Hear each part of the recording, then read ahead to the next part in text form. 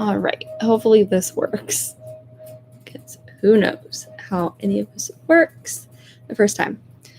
Hi guys, welcome back to my channel. So today's video is going to be obviously a live stream kind of update for you guys. I had a video already pre-filmed, kind of sit down vlog style, but at the same time I thought this would be a little bit more personal since it's been a minute since I filmed a video and uploaded for you guys.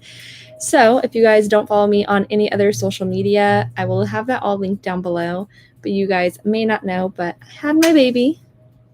And she is a beautiful, healthy little girl. Her name is Riley Rose, and she is, as of yesterday, 1 week old. So today's going to be a little bit of a birth story update and a 1 week update, just to kind of bring everyone up to speed, and then we'll go from here on out. Anyways, so a little background on the last couple of weeks. I've had contractions, or more cramping than actual contractions, for weeks, I would say. At my 39-week appointment, so me and my doctor, let me back up. Me and my doctor have always been a few days off. So whereas on my calendar I showed 40 weeks, he showed 39 weeks. So just to clarify, there's going to be like a little bit of like confusion there. So hopefully that clears that confusion up. So anyways, I'm going to go off of the doctor's calendar just to make it a little bit easier. So at my 39-week appointment, I had a membrane sweep. At that appointment, I was 2 centimeters dilated and I think 85% effaced, if I'm not mistaken. But I had a membrane sweep, which really wasn't that bad. It sounds a lot worse than what it is, to be completely honest. And then I started having some cramps, but nothing ever really picked up. And it just kind of dissipated and went away. So the following week, which would make me 40 weeks in his book, because of the pandemic and like the coronavirus and stuff like that, here in our area, our hospitals are not allowing voluntary inductions, meaning like even if you're 39 weeks, your doctor can't like schedule you an induction or anything like that, which was fine.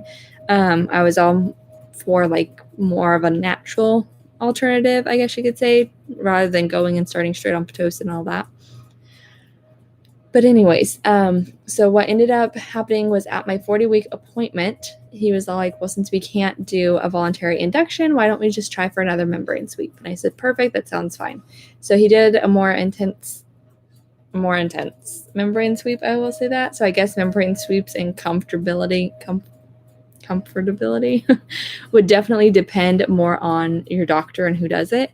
But at that appointment, I was still only 2 centimeters dilated, maybe 3. I think it was 3 at that point, if I'm not mistaken. I might have moved up to 3. But anyways, I was not in active labor. So it was either 2 or 3 centimeters dilated, but I had progressed in effacement. I was now like 95% effaced, I think is what he said.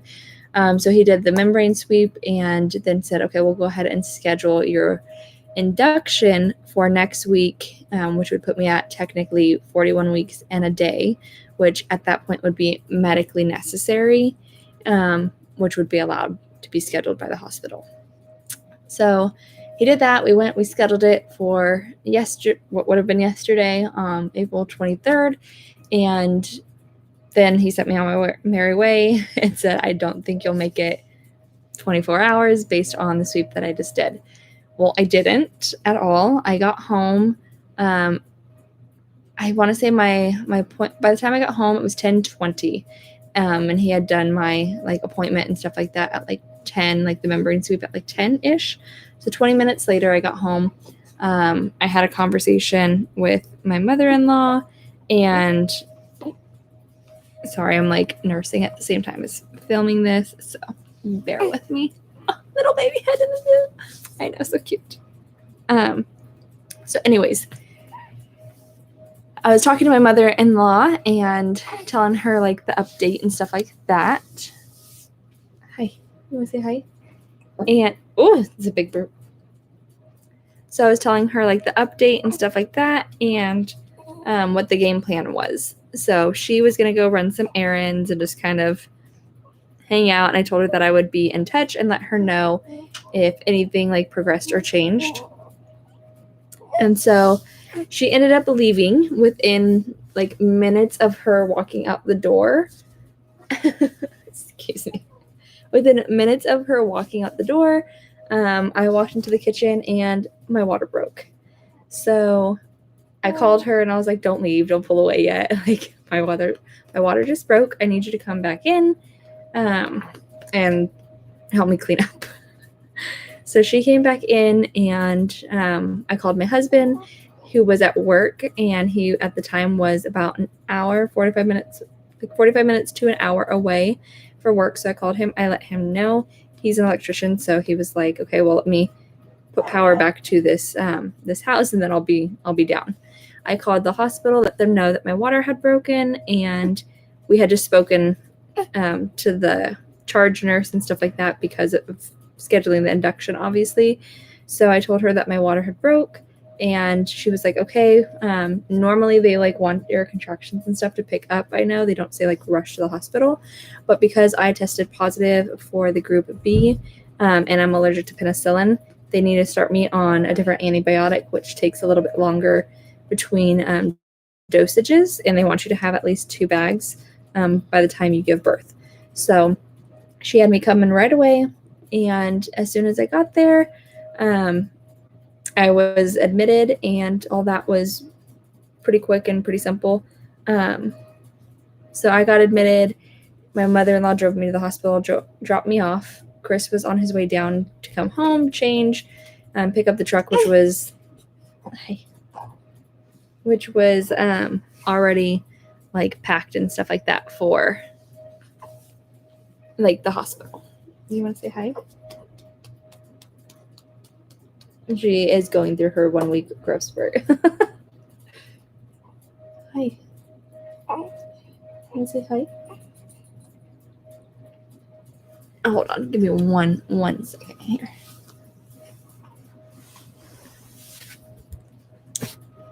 So, anyways,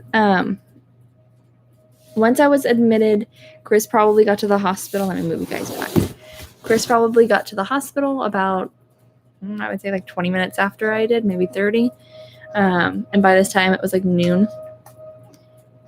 And so when he got to the hospital, I was slightly frustrated because so in our area, I know that they're only allowing like one support person at the majority of the hospitals. And so he was obviously going to be my one person. He had come home, he had showered and gotten like ready and stuff to come to the hospital. And by the time he got to the hospital, and we've been like on point with taking like our temperature and just being proactive, I guess you could say. So he already knew he didn't have a fever. We were good. He got to the hospital after taking a hot shower, like panicked and having anxiety because I'm there, he's here, and we're having a baby. His temperature was barely 100, and they take your temperature at the door.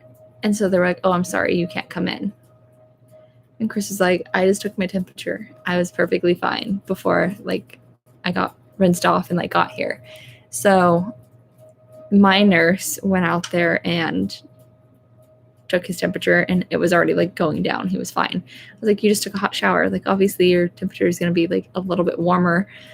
But anyway, so he luckily was allowed to come in. That was kind of the only like issue that we ran into as far as like the pandemic's concerned, because I've gotten a few questions as far as like if that like had any complications or complicated the not pregnancy, but the birth anyway. So from basically noon until 7 p.m., we just chilled at the hospital with my water, which had broken. I had moved up to like a 4 and was 95% effaced, and things were just progressing very slowly. I was having contractions, but not like that they did anything, if that makes sense.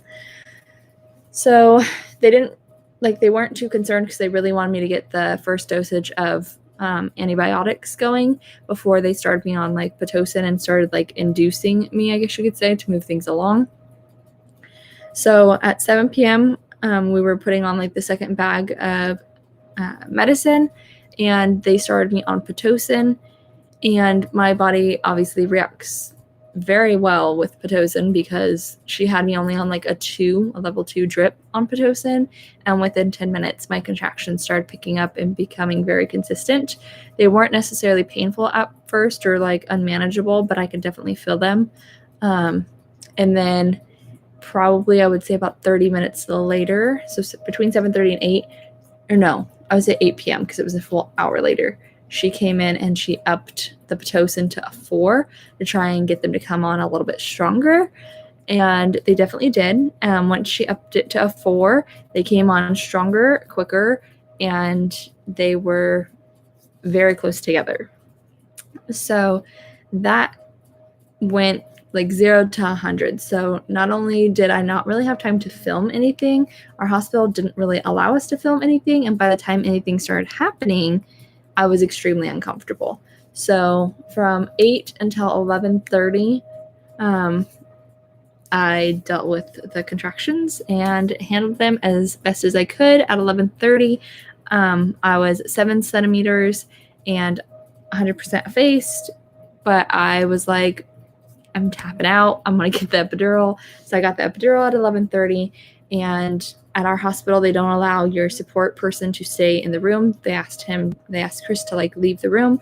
So Chris left, and when he came back in after the epidural was done, it was probably about like around midnight. So he came back in the room. I said, let's go ahead and try and lay down, get some rest, because I have a gut feeling that now that I have my epidural and I'm chill, things will probably progress really quickly, which they did. So at, what was it? I would say like 12:30, so about 30 minutes later, between 12:30 12:45, my nurse came back in because the way that I was laying, because when you have an epidural, sometimes they switch you side to side. To make sure it doesn't sit all on one side more than the other. And she came back in. I was having contractions to the point that I could feel them. Not like super uncomfortable, but like on a scale 1 to 10, they were probably about like a 5, 6, depending on the contraction. And she wasn't seeing them on the monitor because the way I was laying, the monitor wasn't reading. So she came back in, asked like if I was feeling anything. I told her, yeah, I'm having some intense contractions. Like I could definitely feel them. So I know that they must be pretty intense. And she's like, well, that's weird. We're not like seeing any on the monitor. So let's go ahead and flip you. And I said, okay, well, I do also feel like this weird like pressure almost, but I don't know, because I had like the peanut ball in between my legs. I didn't know if it was like just because of the epidural and like having my legs open just a little bit. So I do feel like something is happening. Like we need to check. And she's like, okay. So we moved the peanut ball, put me on like more flat on my back, and she goes to check me and she's like, don't push. Baby is right there. You're 10. I'm going to go get the doctor. So within a matter of 30, 40 minutes, I went from a 7 to fully dilated. Baby was crowning. It was time to push. So she comes back in with the doctor. Things like transform, and we're ready to push. We did 2 practice pushes from like 12:55-ish to like 1:05, and then doctor was there, and then they were like, okay, let's go ahead and push. I pushed for 10-20 minutes. If my timeline is correct, baby was born at 1:18. Easy peasy. So overall, my birth experience was positive. It was fine. There was no complications, thank goodness. And baby girl is happy and healthy and came out 6 pounds, 14 ounces. Like I said, post more on like my Instagram and stuff like that. So definitely check out my Instagram. There's photos if you guys are interested, but I will go ahead and show you guys Miss O'Reilly Rose too. She's just starting to fall asleep.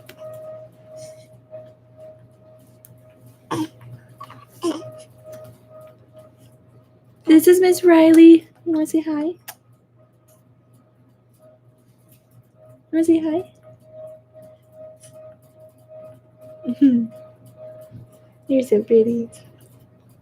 So As far as 1 week update, she had her checkup. So, she was born on April 16th, by the way, at 1:25 in the morning. So I went in on Wednesday, had her the following morning on Thursday.